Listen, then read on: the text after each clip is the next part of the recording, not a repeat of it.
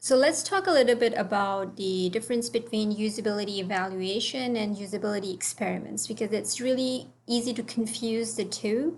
So usability evaluation, or also called usability testing, is applied experimentation. So usability testing is mainly done by or for the developers, but experiments are usually done for researchers. So the idea behind doing testing is that to make sure that the system is usable by the intended population, whereas the purpose of the experiment is to test a hypothesis to discover new relationship or new knowledge by investigating the relationship between two or more variables. So here are some more differences written here more clearly. So the purpose of a usability test is to improve the product, and the purpose of the usability experiment is to discover knowledge.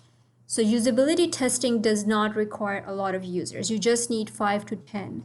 With usability experiments, you actually need more users. So you might need up to 16 to 20, and sometimes you might even need 30, depending on your hypothesis. The results of the usability test, they inform the design of the system, where the results of a usability experiment are meant to be validated statistically. So somebody needs to be able to replicate your experiment and find the same results. That's the idea behind a usability experiment. So usability testing is, so it's not usually replicable because you're not doing very controlled testing. But usability experiments have to be replicable, so you have to record all the conditions. So usability testing's conditions can be controlled as much as possible, but in usability experiment, as I discussed already, the conditions are strongly controlled. Usability testing, obviously you have to think about your procedure, like what the procedure is going to be, what you're going to do before the user comes, during the usability testing, afterwards.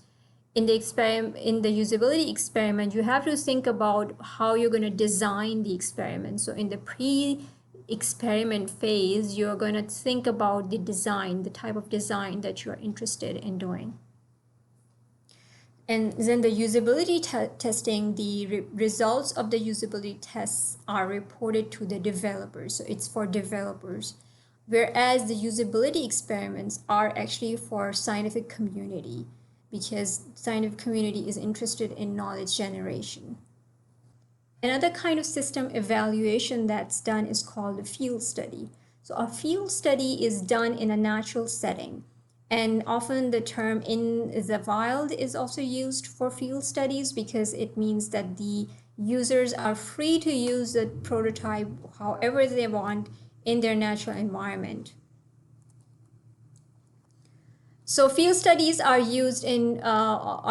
typically used to identify opportunities for new technology and to determine design requirements and to decide how best to introduce new technology. Because it's one thing to test a system in a controlled laboratory environment, but it's a completely different story to test the same system in a naturalistic environment of the user. So for example, in the controlled environment, when you're asking the user to perform certain tasks, the user's actions are kind of controlled. But if the user has to perform the same actions, for example, they work in a factory that has, they have a lot of things to cater to. They have to look at the screen, they have to pick up the phone, and at the same time, they have to do some tasks on the computer, so that because of the conditions around the user, their performance can get affected. So the laboratory testing is just not enough. It has to be complemented by a field study. So field study is as important as a usability study. So in this course, we are not going to the field study. We are just stopping at a usability study.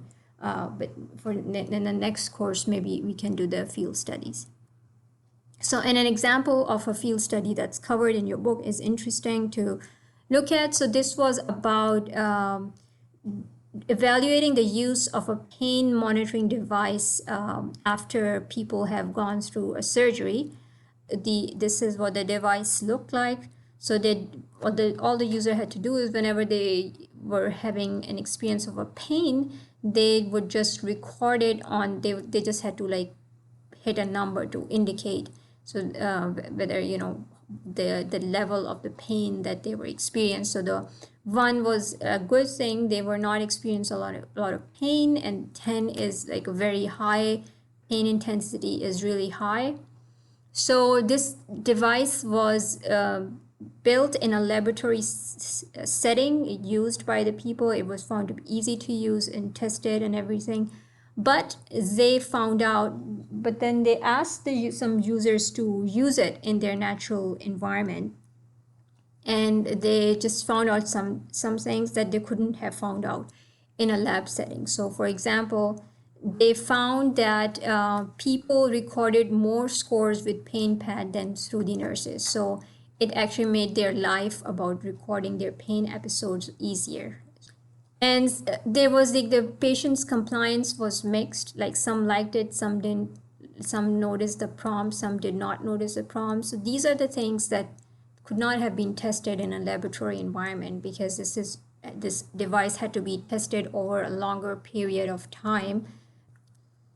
So in summary, you have to remember that usability testing takes place in controlled usability labs or temporary labs, and it focuses on performance measures, for example, how long and how many errors are made when completing a set of predefined tasks. Okay, I didn't talk about this indirect observation a lot, but indirect observation is anything where you are observing the user without their explicit knowledge, although you can tell them that you'll be doing this kind of observation, but they won't know when that observation is happening. That's the idea of indirect observation. So the examples of some indirect observations are video and keystroke logging. Okay, and then the direct observation would be when the observers are making notes about users' interactions with the interface.